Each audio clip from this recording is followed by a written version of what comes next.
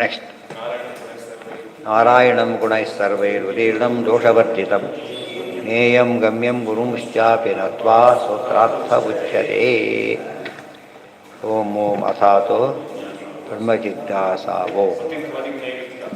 ಹಾಂ, ಯಾವುದಾಯ್ತಾ?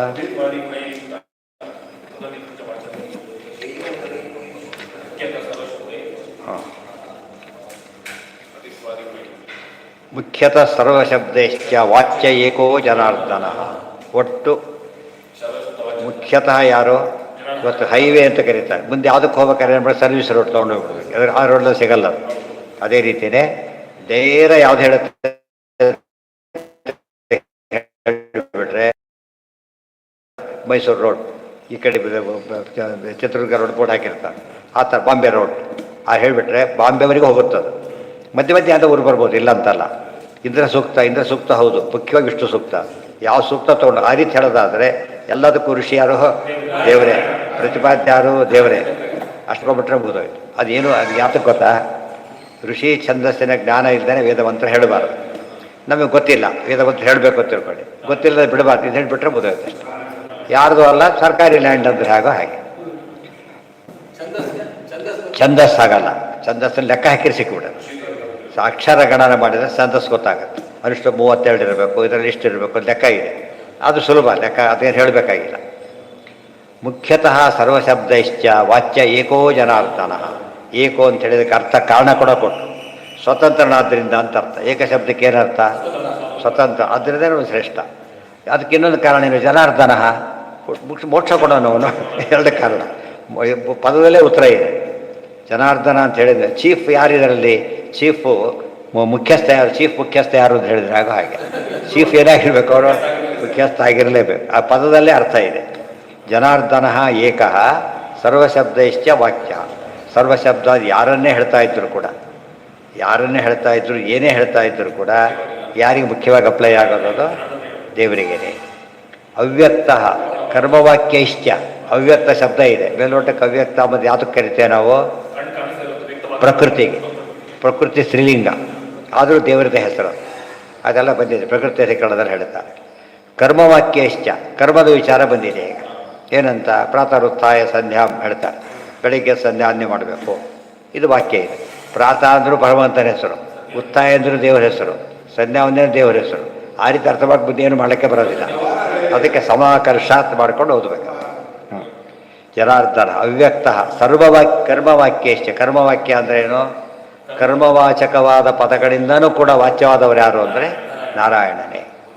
ನಮಗೇನು ಅನಿಸುತ್ತೆ ನೋಡಪ್ಪ, ನಾಮಪದ ತೊಗೊಂಡ್ರೆ ವಿಷ್ಣುವಾಚಕ ಅಂತ ಒಪ್ಪೋಣ. ಗೊತ್ತೆ ಅದೆಲ್ಲ ಕರ್ಮ, ಅದು ಹೌದು.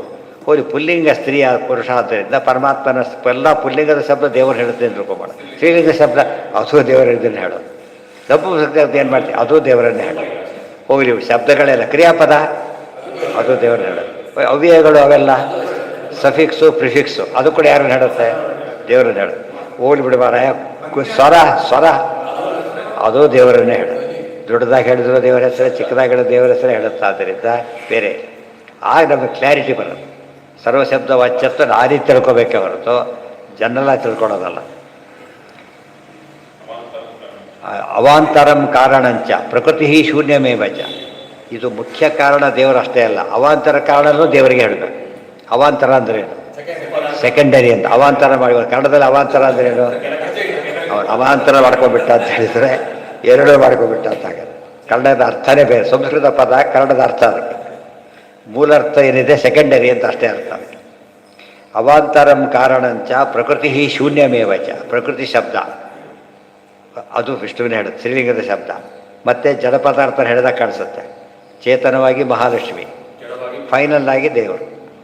ಆಮೇಲೆ ಶೂನ್ಯ ದೇವರು, ಬೌದ್ಧ ಮತ ಇದ್ದಾಗೆ. ಹೌದು, ನಮ್ಮ ಪ್ರಕಾರ ಶೂನ್ಯನೇ ಶ್ರೇಷ್ಠ, ಅವ್ರ ಪ್ರಕಾರ ಶೂನ್ಯನೇ ಶ್ರೇಷ್ಠ. ಅಲ್ಲಿ ಶೂನ್ಯ ಅಂದರೆ ಭಗವಂತನ ಹೆಸರಿದು, ಅವ್ರ ಪ್ರಕಾರ ಶೂನ್ಯ ಅಂದರೆ ಶೂನ್ಯನೇ. ಗೊತ್ತಾಯ್ತು? ಭಗವಂತನೇ ಶೂನ್ಯ, ನಮಗೆ ಶೂನ್ಯ ಭಗವಂತ, ಅವ್ರಿಗೆ ಭಗವಂತ ಶೂನ್ಯ, ಅವರಿಗೆ ಉಲ್ಟಪಟ್ಟಾಗೋಯ್ತು. ಶೂನ್ಯಮೇವಚ. ಶೂನ್ಯ ಅಂದರೆ ಶಂ ಊನಂ ಕುರುತೆ ಯಸ್ಮಾತ್ ಶೂನ್ಯಸ್ತಸ್ಮಾತ್ ಜನಾರ್ದನ. ಅಯೋಗ್ಯರಲ್ಲಿ ಸುಖವನ್ನು ತೆಗೆದಾಕ್ತಾನೆ ಪರಮಾತ್ಮ, ಅದಕ್ಕೆ ಶೂನ್ಯ ಅಂತ ಕರೀತಾರೆ. ಇತ್ಯಾದಿ ಅನ್ಯತ್ರ ನಿಯತೈರಿಪಿ ಮುಖ್ಯತಯೋದಿತ. ಹೀಗೆ ಅನ್ಯತ್ರ ನಿಯತ ಅಂದ್ರೇನು? ಅನ್ಯತ್ರೈವ ಪ್ರಸಿದ್ಧ ಶಬ್ದ. ಅನ್ಯತ್ರೈವ ನಿಯತ ಅಂದರೆ ಏವ ಅಂತ ಅರ್ಥ. ಉದಾಹರಣೆಗೆ ಹೇಳಿಲ್ಲ ದುಃಖಿ, ದುಃಖಿ ದೇವ್ರನ್ನ ಹೇಳುತ್ತಾ ಅಂತ ಕೇಳಿದರೆ ಚೆ ಆಗಲ್ಲ ಹೇಳಬಾರ್ದು ಅಂತ ಹೇಳಬಾರ್ದು. ಯಾಕೆ ಅಯ್ಯೋ ಎಂಥ ಕೆಟ್ಟ ಅಲ್ಲ ಅಲ್ಲ, ಇನ್ನೊಂದು ಅರ್ಥದಲ್ಲಿ ದೇವರನ್ನೇ ಹೇಳುತ್ತೆ. ಯಾಕೆ ಸ್ವಾತಂತ್ರ್ಯಂ ತದ್ಗತತ್ವಂಚ ಶಬ್ದ ವೃತ್ತೇರ್ಹಿ ಕಾರಣ. ಅಲ್ಲಿ ಎರಡು ಇರಬೇಕು. ಅದು ಸ್ವಾಮಿತ್ವ ಒಂದು, ಅನುಭವ ಒಂದು. ಅನುಭವ ದೃಷ್ಟಿಯಿಂದ ದೇವರಿಗೆ ದುಃಖಿ ಶಬ್ದ ಹೇಳೋದಿಲ್ಲ. ಆದರೆ ಯಾವುದು ಸ್ವಾತಂತ್ರ್ಯ ಹತ್ತ ದೇವರನ್ನ ಹೇಳುತ್ತೆ. ಪ್ರಶ್ನೆ ಬಂತಾಗ ಈ ಅರ್ಥಕ್ಕೆ ಮುಖ್ಯಾರ್ಥ ಯಾವುದು ಅಂತ ಪ್ರಶ್ನೆ. ಅನುಭವ ಇರೋನು ಮುಖ್ಯಾರ್ಥನೋ ಸ್ವಾಮಿ ಯಾವುದೋ ಮುಖ್ಯಾರ್ಥ ಅಂತ ಪ್ರಶ್ನೆ. ಸ್ವಾಮಿ ಯಾವುದೋ ಮುಖ್ಯಾರ್ಥ. ಆದ್ದರಿಂದ ಅದಕ್ಕೆ ಹೇಳಬೇಕು. ಯಾರೋ ಸೋತು ಬಿಡ್ತಾರೆ, ಇಂಡಿಯಾ ಸೋತು, ಯಾರೋ ಗೆದ್ದು ಬಿಡ್ತಾರೆ, ಇಂಡಿಯಾ ಗೆದ್ದು ಬಿಡ್ತು, ಆ ರೀತಿ ಹೇಳ್ತೀವಲ್ಲ. ಸೋಲಿಗೂ ಜವಾಬ್ದಾರಿ ಇರೋ, ಇದಕ್ಕೂ ಜವಾಬ್ದಾರಿ. ಮುಖ್ಯಸ್ಥ ಯಾರು ಅಷ್ಟೇ ತಾತ್ಪರ್ಯನೇ ಹೊರತು ಬೇರೆ ಅರ್ಥ ಅಲ್ಲ ಅದಕ್ಕೆ. ಅವೆಲ್ಲೂ ಕೂಡ ತತ್ವಕ್ಕಿಂತ ಮುಖ್ಯವಾದ ಯಾವುದು ಸ್ವಾಮಿತ್ವ. ಸ್ವಾಮಿತ್ವ ಎರಡಕ್ಕೂ ಇರೋದ್ರಿಂದ ಎಲ್ಲ ಶಬ್ದನೂ ವಿಷ್ಣುವನ್ನೇ ಹೇಳುತ್ತೆ. ಇದೆಲ್ಲ ಕ್ಲಾರಿಫಿಕೇಶನ್ಸ್ ಇಲ್ಲದೇನೆ ಸರ್ವಶಬ್ದ ವಾಚ್ಯತ್ವ ವಿಷ್ಣು ಹೇಳಿಬಿಟ್ರೆ ಏನಾಗುತ್ತಾಗ ದೋಷಿ ಆಗಿಬಿಡ್ತಾನೆ ದೇವರು. ನೋಡಿ, ಸಮನ್ವಯ ಮಾಡಬೇಕು, ಎಲ್ಲ ಮಾಡಬೇಕು, ಮಾಡಿದ್ರೆ ಅಪಾರ್ಥ ಆಗುತ್ತೆ. ಹೇಗೆ ಕೂಡಿಸ್ಬೇಕದು? ಅದಕ್ಕೆ ಸರ್ವಜ್ಞ ಮನ್ಯ ಮನವೇಕ್ಷ ಸಕಾರ್ಯವೇ. ಎಲ್ಲ ಗೊತ್ತಿರೋ ನಿಮಗೆ ಸರ್ವಶಬ್ದ ವಾಚ್ಯತ್ವ ದೇವರಿಗೆ ಹೇಳಬೇಕಾದ್ರೆ ಕುಳಿತವ್ರು ಹೇಳಕ್ಕೆ ಕೊನೆಗೆ ಏನು ಮಾಡಿ ಅದು ಬಿಟ್ಬಿಡ್ರಿ, ಅದು ಹೇಳೋದಿಲ್ಲ, ಚರ್ಚೆ ಹೇಳಲೇಬಾರ್ದು, ಹಾಗೆಲ್ಲ ಇಲ್ಲ. ನಮ್ಮಲ್ಲಿ ಕೆಲವು ವಾದ ಮಾಡ್ತಾರೆ ಸಂಸ್ಕೃತ ಶಬ್ದ ಮಾತ್ರ ದೇವ್ರನ್ನ ಹೇಳುತ್ತೆ, ಬೇರೆ ಭಾಷೆ ಶಬ್ದ ಹೇಳೋದಿಲ್ಲ ಅಂತ ಹೇಳ್ತಾರೆ. ಈ ಮಾತಿಗೆ ಅರ್ಥನೇ ಇಲ್ಲ ಆಗಿದೆ. ಯಾವುದೇ ಧ್ವನಿ, ಕೆಟ್ಟ ಧ್ವನಿ ಕೂಡ ಅಷ್ಟೇ. ಕೆಟ್ಟ ಧ್ವನಿ ಹೇಳ್ತಾ ಇದೆಯಪ್ಪ, ದೇವ್ರನ್ನ ಹೇಳ್ತಾ ಕೆಟ್ಟ ಧ್ವನಿ, ಅಯ್ಯೋ ತಡುತ್ತಿದ್ದಾನೆ. ದೇವರು ಸರ್ವೋತ್ತಮ ಅಂತ ಹೇಳಿ, ಯಾಕೆ ಅವಳವರು ಕೈಲಾಗದವನು ಅಂತ ಅರ್ಥ. ದೇವ್ರ ಕೈಲಾಗೋರು ಬೇರೆ ಇದ್ದಾರೆ ಅಂತ ಅರ್ಥ. ಗೊತ್ತಾಯ್ತಾ? ಅಸ್ವತಂತ್ರದ್ದು ಗೊತ್ತಾಗ್ತಾ ಇದೆ. ಜೀವ ಇವತ್ತು ದುಃಖಿನ. ಆದ್ದರಿಂದ ನಮಗೆ ಎಲ್ಲಿ ಈ ಒಂದು ಹೆಲ್ಪ್ಲೆಸ್ನೆಸ್ ಕೇಳಿಸುತ್ತೋ ಅದು ಸರ್ವೋತ್ತಮ ಬರಲ್ಲ. ದೇವರಲ್ಲಿ ಏನಿದೆ? ಸ್ವಾತಂತ್ರ್ಯ ಇರೋದ್ರಿಂದ ಹೆಲ್ಪ್ಲೆಸ್ನೆಸ್ ಸ್ವಾಮಿ ಅವನು, ಅನುಭವಿ ಇವರು. ಆದರೆ ಉಳಿದೆಲ್ಲ ಎರಡು ಇದು ಈ ಶಬ್ದಗಳು ಎರಡೂ ಆಗಿಬಿಟ್ಟಿದೆ. ತದ್ಗತತ್ವನೂ ಇದೆ, ಸ್ವಾತಂತ್ರ್ಯನೂ ಇದೆ. ಈ ಶಬ್ದಗಳಿಗೆ ತದ್ಗತತ್ವ ಇಲ್ಲ, ಸ್ವಾತಂತ್ರ್ಯ ಮಾತ್ರ ಇದೆ. ಶೂನ್ಯಮೇವಚ ಇತ್ಯಾದಿ ಅನ್ಯತ್ರ ನಿಯತೈರಪಿ ಮುಖ್ಯತಯೋದಿತ ಶಬ್ದೈರತೋ ಅನಂತಗುಣೋ ಯಚ್ಛಬ್ದ ಯೋಗವೃತ್ತಯ. ಶಬ್ದಗಳು ಎಷ್ಟಿವೆ ಅಂದರೆ ಅನಂತ ಇದೆ. ಒಂದೊಂದು ಗುಣ, ಒಂದು ಶಬ್ದಗಳ ಅರ್ಥ ರಿಪೀಟ್ ಆಗಬಾರ್ದು.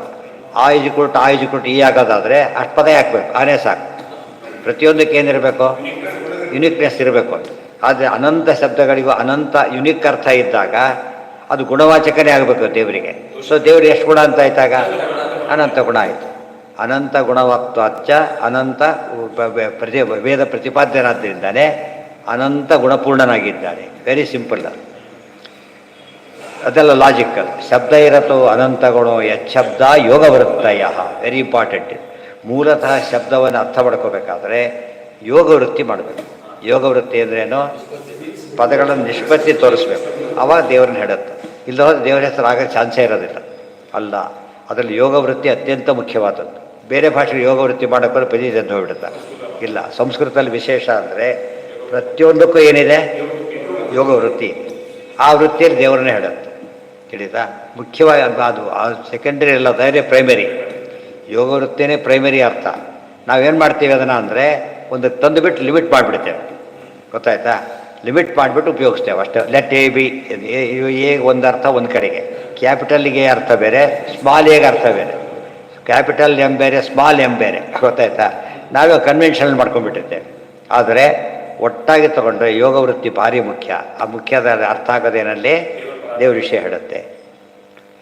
ಅವಾಂತರ ಇವತ್ತು ನೋಡಿ, ಎಫ್ = ಎಮ್ ಎ, ಎರಡು ಲೆಟರ್ ಆಯ್ತು ಅಷ್ಟೇ. F M A. ಎಫ್ ಅನ್ನೋ ಲೆಟರು ಎಮ್ ಎ ಶಬ್ದಗಳ ಮಲ್ಟಿಪ್ಲಿಕೇಷನ್ ಆರ್ಡರ್ ಆಗುತ್ತೆ. ಇದು ಮಾಡಿದ್ರೆ ಗೋವಿಂದ ಅರ್ಥನೇ ಅಲ್ಲ. ಇಡೀ ದೊಡ್ಡದು ಹಾಕೋದ್ರ ಬಂದು ಎಫ್ ಅಂತ ಇಟ್ಬಿಟ್ಟ. ಗೊತ್ತಾಯ್ತಾ? ಆಮೇಲೆ ಬಾಸ್ ಅಂತ ಹಾಕೋರು ಬಂದು ಚಿಕ್ಕ ಎಮ್ ಇಟ್ಟ. ಯಾಕೆ ಹಾಕೋದು ಎ ಅಂತಿಟ್ಟ. ಅದು ಯಾರಿಗೆ ಗೊತ್ತಾಗುತ್ತೆ? ಮಾಡಿದ್ರೆ ಗೊತ್ತು. ಇಲ್ಲವರೆ ಇದು ಏನು ತಪ್ಪು ಹೇಳ್ತಾರೆ, A ಆಗಲ್ಲ. ಹಾಗಿದ್ರೆ ಎಫ್ ಎಮ್ ಬಿ ಆಗೋದಾದರೆ ಈ ಏನಾಗಬೇಕು ಜೋಲ್ ಶುರು ಮಾಡಿ, ಈ ಎಫ್ನಲ್ಲಿ. ಹಾಗೆಲ್ಲ ಮಾಡಬಾರ್ದು. ಅದಕ್ಕೊಂದು ಅರ್ಥನೇ ಇರುತ್ತೆ. ಅದು ಬೇಸಿಕ್. ಅದು ಮ್ಯಾಥಮೆಟಿಕ್ಸ್ ಡೆವಲಪ್ ಆಗಿದ್ದೆ ಆ ಕಾನ್ಸೆಪ್ಟಿಂದ. ಇಲ್ಲದೆ ಹೋಗಿದ್ದು ಪ್ರತಿಯೊರ್ತಿ ಇಷ್ಟ ಬೆರಿತಾ ಹೋಗ್ಬಿಟ್ರೆ ಮ್ಯಾಥಮೆಟಿಕ್ಸ್ ಬಂದು ಹೋಗ್ತೈತಾ? ಇಲ್ಲ. ಅದಕ್ಕೆ ಶಾಸ್ತ್ರ ಆ ಲೆವೆಲ್ಗೆ ಹೋಗ್ಬೇಕು. ಶಬ್ದ ಇರತು ಅನಂತ ಗುಣೋ ಯಚ್ಛಬ್ದ ಯೋಗವೃತ್ತಯ. ಅಲ್ಲಿಗೆ ಅದು ಇವತ್ತು ಅದು ಅಧ್ಯಾಯನೂ ಮುಗೀತು. ಇದು ಶ್ರೀಮದ್ ಆನಂದ ತೀರ್ಥ ಭಗವತ್ಪಾದಾಚಾರ್ಯ ವಿರಚಿತೆ ಶ್ರೀಮದ್ ಬ್ರಹ್ಮಸೂತ್ರಾಣುಭಾಷ್ಯೆ ಪ್ರಥಮಾಧ್ಯಾಯ. ಈ ನಾಳೆ ದಿವಸ ದ್ವಿತೀಯಾಧ್ಯಾಯ.